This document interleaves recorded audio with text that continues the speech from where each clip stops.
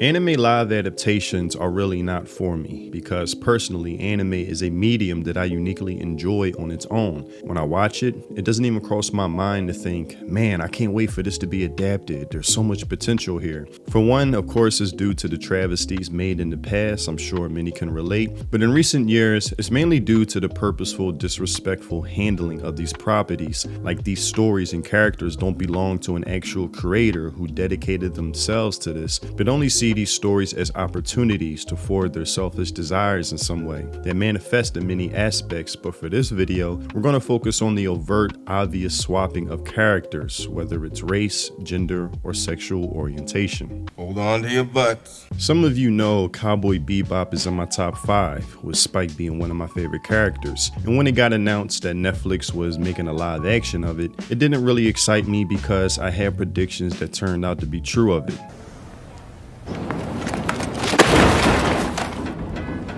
I knew they were going to find some way to intentionally butcher it, starting with Faye Valentine, a personal waifu of mine. Besides getting the outfit wrong, which is highly iconic and should have been a basic 101 for the character, making their excuses like it's not realistic, which I realize is an excuse that's only made for women characters, but I'll touch on that in another video. They got her character depiction wrong. Welcome to the ass, motherfuckers! And of course, they made her gay, which isn't lore at all and is easily disproven, but that doesn't matter to these politically correct types. This was just an opportunity for some activist shipper to get their fantasy off. They also ruined Vicious, one of my favorite villains in anime, having a cool, calm demeanor, speaking in low yet intimidating tones, so it actually means something when he raises his voice. The blood of a beast who wanders, hunting for the blood of others. I've bled all that kind of blood away. Then why are you still alive?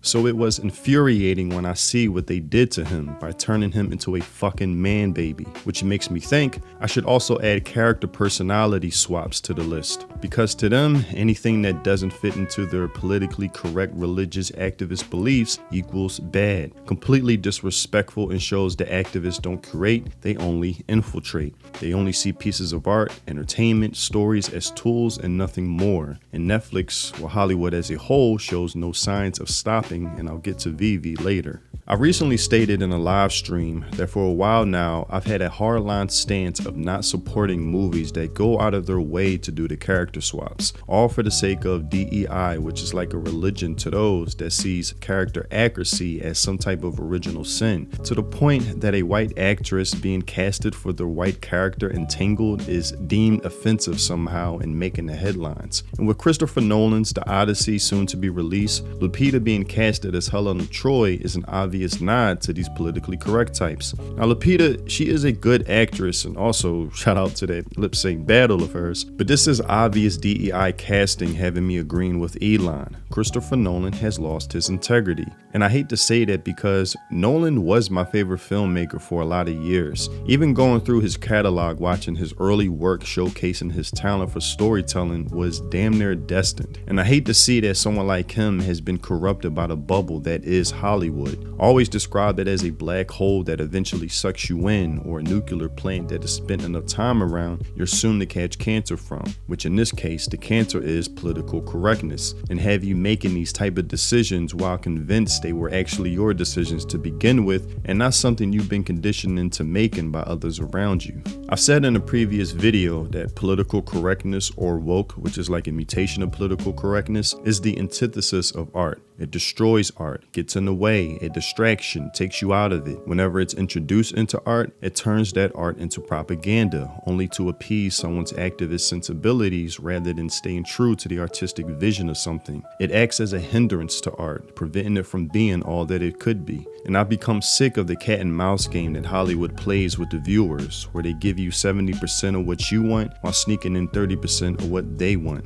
Give people stuff you know they want, so you can inject things that maybe they aren't familiar with or maybe they don't know they want, but make them like that stuff. What happened, my nigga? Activist bullshit, which I will no longer contribute to, because I feel like I would be buying into the lie that if a cast lacks any type of diversity at all, that's somehow bad or evil, a belief that's been socially conditioned into the public full of zombies now. And how I see it is that these properties that these activists get a hold of, this is someone's life's work you've been handed and granted with. It's not yours, but only your responsibility to do it justice. Respect the time and effort the creator took to come up with these stories and character designs. I don't care how small, unknown, not as popular they may be, that doesn't give you an automatic pass to do whatever you feel with them, justifying it by thinking, well, most people don't know this character, so who cares? Well, there's someone somewhere out there that was their favorite character. They grew up on them, knowing the lore, the motivations, visiting the store every so often to buy the new release or issue, debating with other fans, but was always met with, yeah, but your favorite character nobody cares about, forcing them to defend them regardless. Then when it gets announced there would be a live action adaptation of their favorite character, reboot, remaster, whatever, they get excited, but then realize the casting looks nothing like them, or their personality is changed, the lore is altered for a modern audience. But again,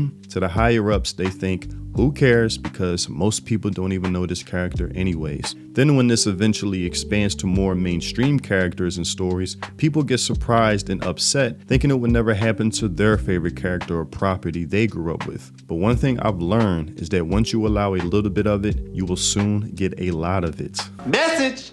And what I hate worse is when longtime fans support these changes, edits, censorship, etc. For instance, with a new Dragon Quest remake being released, they censored another character design from the late great legendary Akira Toriyama, because the feminine woman physique and beauty is like kryptonite to these folks, also having censored others from different remakes as well. And on behalf of these disrespectful parasites, allow me to apologize to Toriyama. I'm sorry that your legacy is only seen as a tool to these freaks and activists and will tarnish it every chance they get. But what's even more disgusting is when fans themselves will encourage and allow this. The censored version does look better though, even from a non-prudish perspective.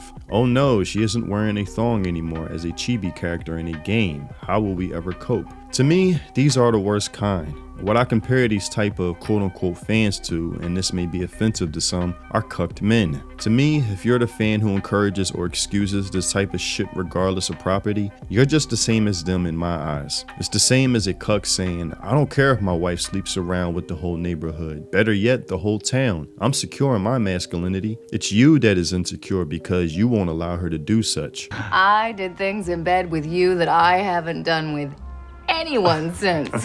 No, you're a lucky dog. It's true. Every night her getting gangbang is like music to my ears. What's the big fuss about? That's what these types sound like to me. Cucked out fans and should never be taken seriously. You get back here, you make love to my wife! You know, I remember growing up in the 90s having shows and movies that were already diverse and actually good and entertaining, and it just seemed natural and wasn't being force-fed to the public. It's something that was organically happening on its own. But these activists make it seem like it's something that was never happening and now need them to achieve this. But in return, they've only seemed to make everything worse, to the point where original characters that already fit what they're going for are being forgotten, like with this tweet referring to a scene from Black Panther. Remembered leaving the theater feeling so empowered after watching this peak movie. Black Panther was the first black superhero solo movie ever. Really? Was someone responding obviously with Blade, you done lost your cotton picking mind. Damn straight. Hence, activists making it worse as they always do, with memes of people mocking the obvious Netflix and overall Hollywood swaps these politically correct types are so obsessed with. Now, as I tackle this topic of Vivi and the One Piece live action, I want to make it clear, I had the utmost respect for Oda. This doesn't come from a place of hate or anywhere close to that. One Piece isn't my favorite anime, but it's still something I enjoy, and recognize what it's done overall for the medium. Now, I rationalized my position on this casting choice in another video, but to sum it up basically, I pointed out the obvious aiming towards representation. In recent years, with a lot of Hollywood movies and shows, there's this blatant attempt to fill every show and movie with every demographic, even at the cost of historical accuracy or changing of source material. And I know what people will say, but it's unrealistic for Vivi to be of fair skin while residing in the kingdom in the desert. It makes sense to be of Arab or Egyptian descent, even though the actress playing her is Indian, so people making that argument had to face that contradiction, as it immediately falls flat on that claim. But if you think there weren't choices that fit that ethnic background while resembling the character well, you're mistaken, as this commenter said on my past video. Egyptian actress Hana El Zahed, sorry for mispronouncing that, would have been perfect for this role. And with one glance, I highly agree. It's like this role is begging to be filled by her. She looks like the character, obviously, and fills the ethnic background that these people claim to be aiming for. But if you don't see why someone like her wouldn't be casted versus the actress they chose, that's a level of willful ignorance I wouldn't even bother to measure. We call this reading between the lines and seeing the forest through the trees. Duh. Now, the point I want to discuss is people saying, well, Oda approved it, so that makes it okay. And I understand the extended sense of leeway or leniency being granted here, but this makes me concerned. The reason a lot of our Western creators, actors, game developers, etc. have developed this smug attitude like, I can do whatever I want. Whatever, I do what I want. And no matter what, the people will still accept it regardless. It's due to so much kiss-assing over the years, making our entertainers big-headed, hubris, and arrogant, that any criticism is now seen as hatred, harassment, or attacking and unjustified. With The Last of Us 2, we made certain creative decisions that got us a lot of hate. A lot of people love it, but a lot of people hate that game. Who gives a shit? Exactly. So yeah, and I feel like those same people that were hating are gonna play that game, and guess what? They're gonna love it. So they can be mad. Yeah. Funimation has come under, let's call it, criticism for how they choose to adapt their scripts for like a couple unnecessary of shows. hate. Yeah, got it. Yeah. So how would you like to respond to that kind of criticism? To the criticism, like, I have a vagina, deal with it.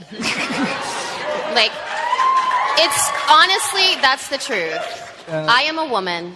I am a funny woman. We are all talented, funny, powerful women. We are out here. It's going to happen. Deal with it. I'm sorry you're not getting laid. It's not about you. Move on. That's my reaction. All right. But here's my feeling. Anytime I make, like, if I'm making misogynists and Nazis angry, then I'm doing all right.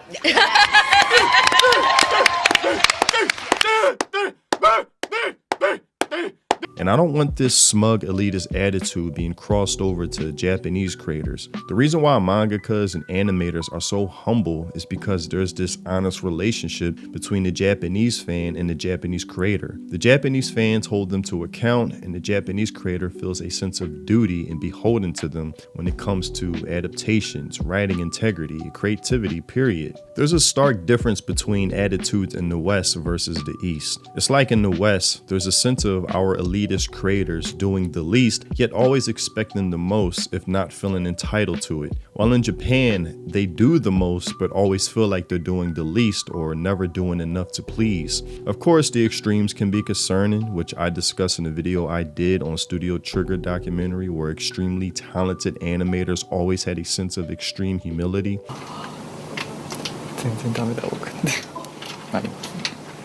自分の引き出しの狭さにこう少なさに。 But it's worrying when people say, well, Oda approved it, so it's okay. It's if Japanese creators are exempt from any criticism in their decision making with their stories. Like anything is automatically good because they said so. With the casting of Professor Snape in the HBO Harry Potter series, people criticize J.K. Rowling for race swapping and not staying true, especially to an iconic character that Snape is, listing an obvious choice like Adam Driver, who would have killed that role, and even somewhat looks like a younger version of the movie version. And this is what I mean by political correctness. It hinders art, preventing it from being all that it could be and realizing its full potential, all for the sake of DEI, diversity. Cowboy Bebop and Samurai Champloo are both anime that I love. So when Watanabe, creator of both, came out with Lazarus, it was the anime I was anticipating the most, but instead was disappointed by the most that season. And I voiced my criticism about it while being respectful, highlighting the mistakes about it, first with working alongside Adult Swim and Solar Entertainment with their stated goal: we pride ourselves on creating unique works for a global audience. And this is what concerns me. Japanese creators becoming more involved with the Hollywood sector, a place that no longer prioritizes creativity, integral entertainment, pleasing the fans, but instead follows the religion of political correctness and will gladly sacrifice the integrity of any piece of art to do so. And guys, I'm not naive enough to believe Netflix doesn't have a heavy influence in how this show is developed. So when they say, oh, Oda gave final approval, they assume they're clear from any feedback. But me, when I look at that, all I see is a PR statement to avoid the fan backlash. First of all, final approval doesn't mean initial decision making. If you think Oda has time to sit through hours, if not days, of casting calls, or watch through hours of footage from actors' portfolios, you're wrong. Final approval could mean, here's the last contestants we chose, who would you like? And who knows what that number or selection could be. And this next part is going to require a bit of intuition and reading between the lines. If you think there aren't any manipulative, soft, guilt-tripping tactics being had here, you're wrong. Like, oh, One Piece is such a beloved story across the world. Wouldn't it be nice to have characters that represent those demographics so people can see themselves in it? You wouldn't want to come off as racist, would you, by having a lack of diversity? That's racist. And I would like to cite this from a corrupt localizer herself, admitting the quiet part out loud. I can tell you that 100% of the time when we explain these issues to a creator, they go, oh my God, I don't want to offend anyone. It's just a silly joke. Yes, that change is perfect. Thanks for bringing this to our attention. Again, if you don't think these tactics aren't being applied with activist infiltrators working alongside Japanese creators, where that thought process doesn't even begin to occur with them, then you're wrong. Hollywood has spent enough time in is like a religion that slowly converts you, eventually pumping and hammering that shit into your brain. But it doesn't take very long before you realize, or before it gets to you. It's cascading on you all the time. You can't get away from certain attitudes, from certain modes of behavior that this town and the industry dictate. And no matter how strong you are, when you come in off the farm with those convictions and a certain line of attack, no matter how strong you are going to be affected by this place. No, it's going to divert you from where you were going. Sure. You're going to be diverted. You'll eat yourself alive here. And I think it takes that kind of cockroach resilience to survive in this town. I mean, this is a bizarre place. The social contract. You can't get mad. You can't get mad. You can't let it get you, because you have to make a deal with everyone else, and it's almost unspoken that you are going to be fucked over at some point. But that's all I had for this video. Tell me what you think in the comment section below. I know this is going to come off a certain way to some people, having a knee-jerk reaction accusing me of some type of phobia or isms, but truly, it's just the principle of all this. It's the principle of the whole thing. This isn't an indictment on anyone's acting abilities. For instance, like, I love Idris Elba being introduced to him as a kid growing up on The Wire, but he shouldn't be playing James Bond. There's a clear description of what the author intended for him to be in the novels, and that deserves to be respected. People who are assigned to handle these properties have an ethical duty to do them justice, staying true to the creator's vision, regardless of how it might offend your activist-minded sensibilities. It's principalities in this. Also, if you haven't checked out my music, links in the description. If you love those Samurai Champloo, lo-fi Miller Boom Bap vibes, then my music is definitely for you. And if you want to support me and the content I create, consider joining my channel, becoming a member. It's much appreciated. Thanks for watching, and I'll see you in the next video. Free think. Peace.